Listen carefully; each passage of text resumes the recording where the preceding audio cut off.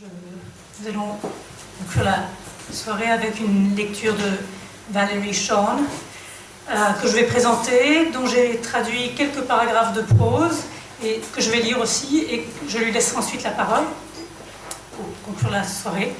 Donc, Valerie Hsiung est poète et autrice de 8 livres de poésie, de prose et d'écriture hybride, dont The Pedestrian, un roman de poète mystique à paraître chez Nightboat Books, The Naif, un journal de bord entre philosophie, fiction et poésie qui vient de paraître chez Ugly Duckling Presse, The Only Name We Can Call It Now Is Not Its Only Name, paru chez Counterpath, To Love an Artist chez Essay Press et Outside Voices, Please chez CSU.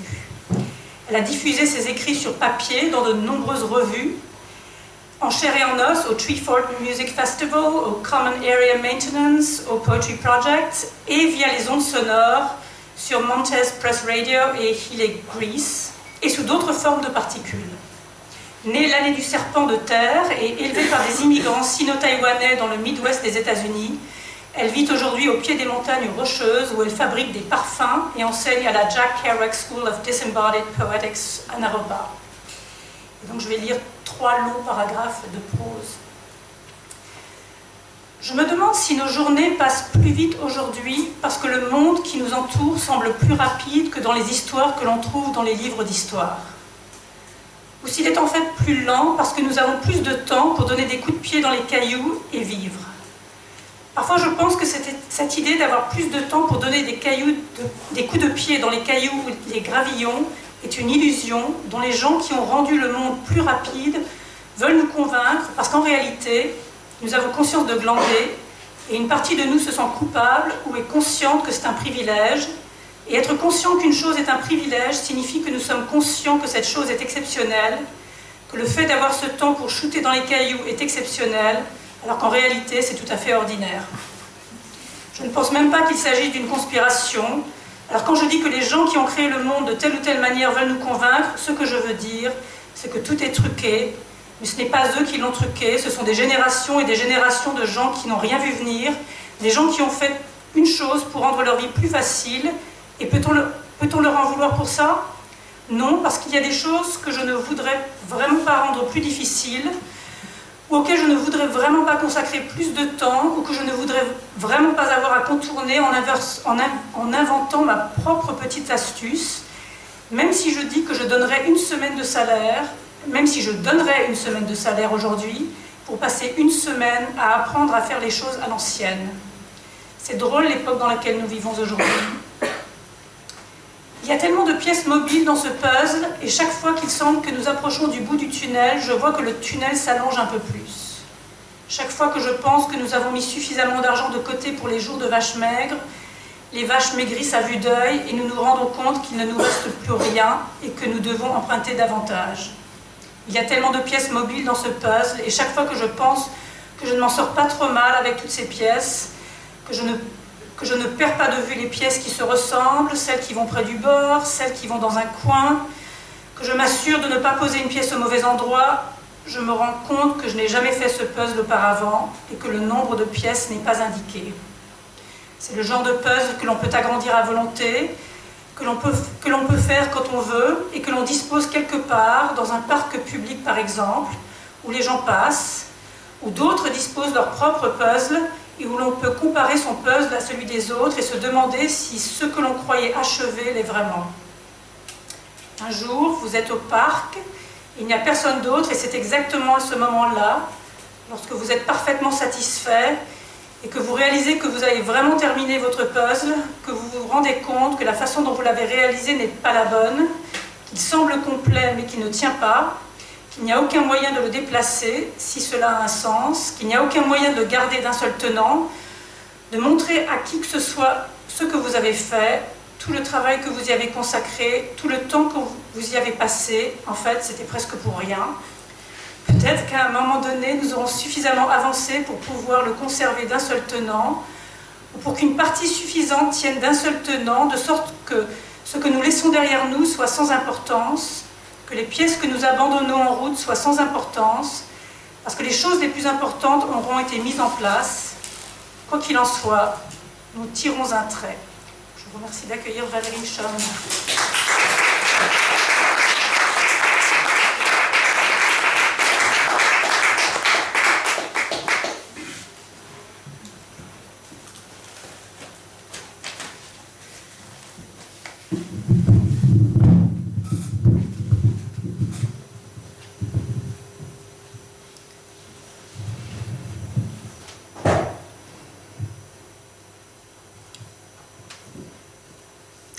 lost everything that day.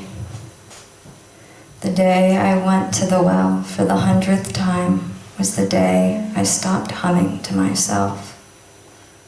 The only time when I would hum again was when I was humming to a child. I only went to the well because it was the middle of the afternoon and I had no place to be. All of the lovers were supposed to take turns replenishing the tanks, but the day before, time had moved forward, so all of the lovers were off kilter. In the middle of the day, they felt like they didn't belong to anything. They would complain about being all messed up, but then forget what they were even saying. And because almost all of them felt this way, no one blamed anybody else. Just that one day, nobody accused anybody else of being lazy, even though everyone was finally being lazy, and no one had had enough water to drink, even though it was probably the only day that it really mattered to be drinking enough water. Even though the day was meeting me halfway, which meant I was meeting the day halfway too, I was still kind of being lazy too. When I went to the tank to fill up a pot and saw that it was nearly entirely empty, there was no one around me. Years before, I was somewhere when I would hum no matter where I was going or doing. I like to think that somebody heard me, and a few times someone did and said something to me. The walk to the well didn't take very long at all, but I dragged my fingers along the wall, which left behind twin tracks of what looked like raw ice cream and gasoline. The walls were always falling apart. Parts of it were always being replaced with things that weren't even wall, and someone had painted over half of it. But there were so many other things falling apart that no one ever brought this up. What I ran my fingers along was beside me, like something you never think about, but something you never forget. No one ever woke up. The only time I woke up was when the gold digger's sister banged on all the window bars in the alley with her slipper. I didn't understand any of the words she was shouting, not because the language we all spoke was very old, which meant one family could be speaking the language and the family across the street wouldn't have any idea what they were saying, but because our family had left the alley for many years and then had come back, except when we came back, we weren't staying, but repaying. I smiled at the gold digger's sister, and she showed me something I'll never forget. I always thought that if my family's name would ever be shouted through that alley again, it would be through the mouth of the gold digger's sister. I always thought if I brought anything back to that alley, the gold digger's sister would take me door to door, telling everyone who and why. How that truck could fit down an alleyway, how she used to make the truck go around her. I don't know. When I had to turn away from the wall, I did. And it must have looked like they just stopped laying down the tracks because everyone started getting lazy, or that I forgot about the garbage truck that played for Elise through the alley. I forgot about everything I left behind. There was no one within earshot, and it was not strange at all. People weren't sitting on the side of the street like I had seen them at so many times. Even after we started wearing shoes, or even after there were more of us in the street wearing shoes than not wearing shoes, people would still sit on the side of the street like there weren't more of us wearing shoes now. When the gold digger got married, she was crying on her wedding day, and her sister had a bruise on her arm, and no one got up from the side of the street to let her through. The more of us wore shoes, the dirtier and dirtier the street got. But that day it looked like no one had ever worn shoes or had ever needed to. The street looked so clean, like it had been washed and then sprinkled everywhere with chalk. It wasn't a clean I ever suspected, but one that made me enjoy the amount I was sweating. My mother hadn't died, and I loved her, but it wasn't a lie to say that I did not have one.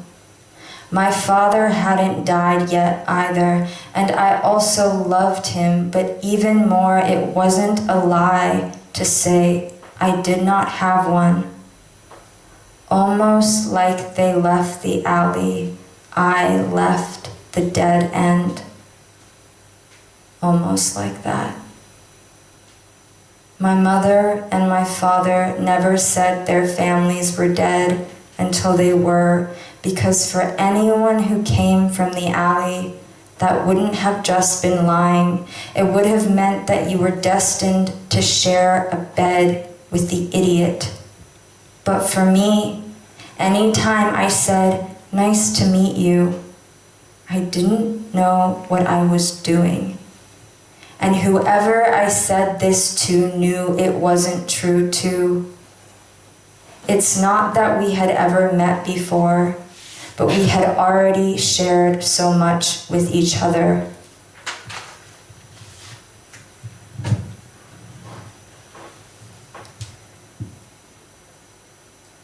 When I got home, I stripped everything off, trusted it with my life. If instructions are laid beforehand, instructions down to the wire. She was so good with instructions, it was what made her perspire. Wish I could trust it without instructions, wish for a day without work. She didn't want to blame anyone for her jowl, but it was coming, like time and a rose. Do you think John is scared to look me all the way through? Sometimes I feel like I could be see-through, and that's what I do for John. When John is sleeping tonight, I will send him my thoughts. When you are see-through, that's what you can do.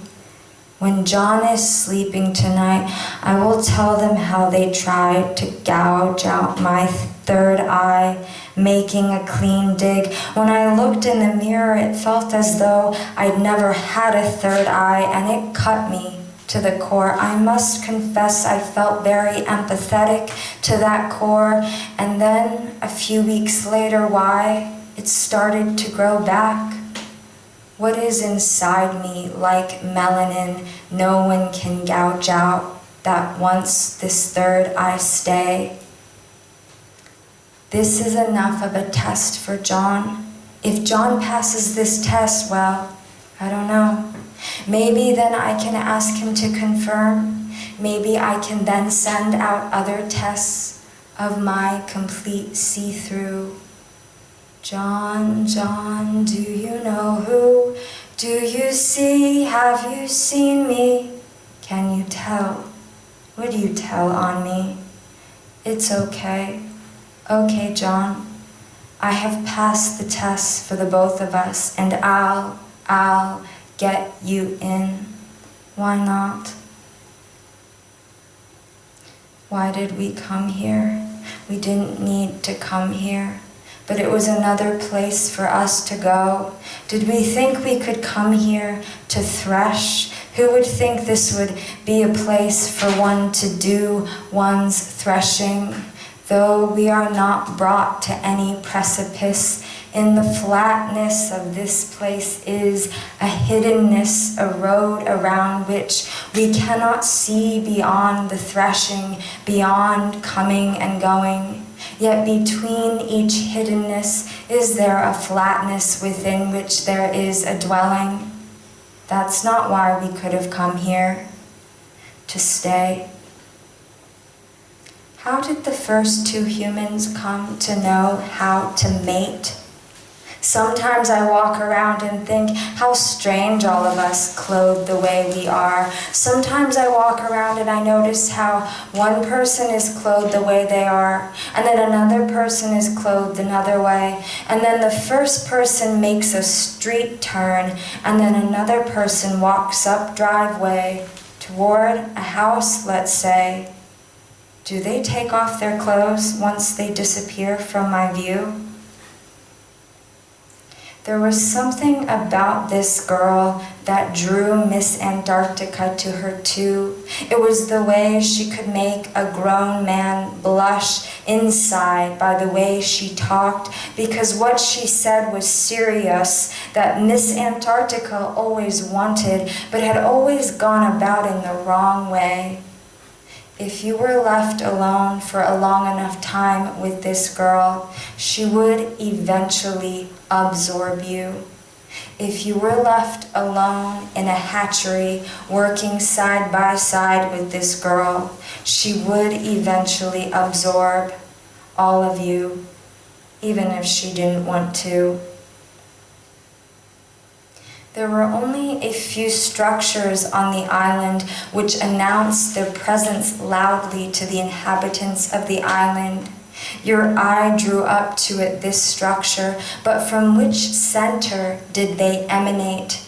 It should be said, however, of these structures that they did not draw your eye the way a place off-island might draw it, the way something one might consider or call a monument might draw your eye. It should be said as well that these structures which announced their presence seemed to announce their presence, yes, but unlike other structures one might consider or call a monument, for the center from which they emanated this presence could never truly be detected.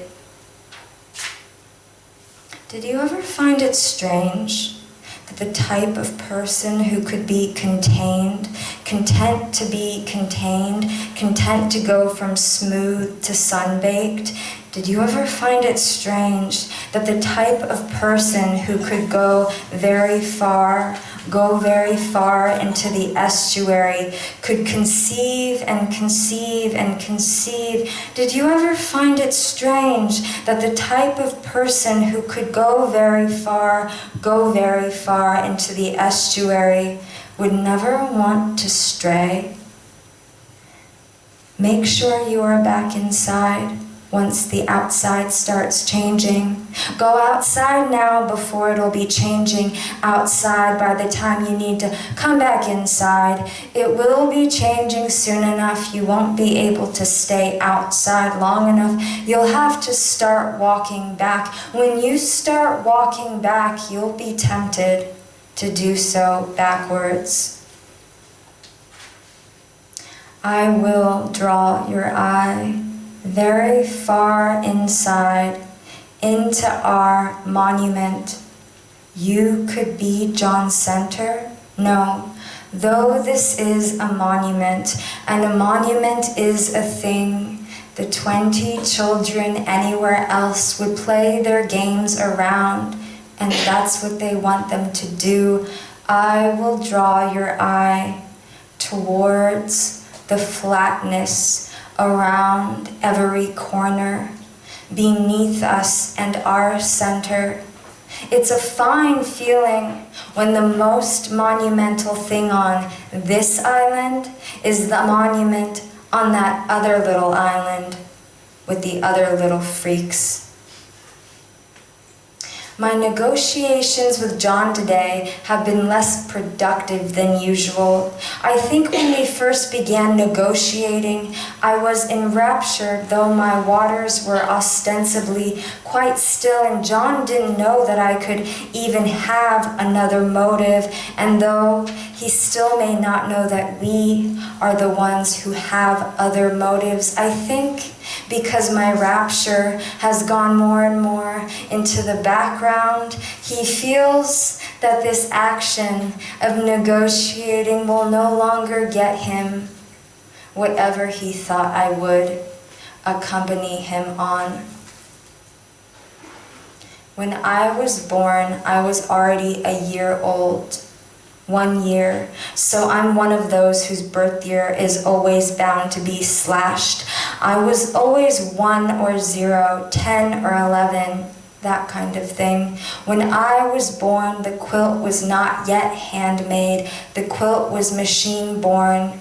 We forget there are hands in factories. When I was born, I came out falling towards the ground. I came out falling towards a soil. I came out falling towards the hooves, untangling themselves, the way hooves do when frenzy comes, when they sense they are prey, towards these hooves and the broken feet and all the hooves.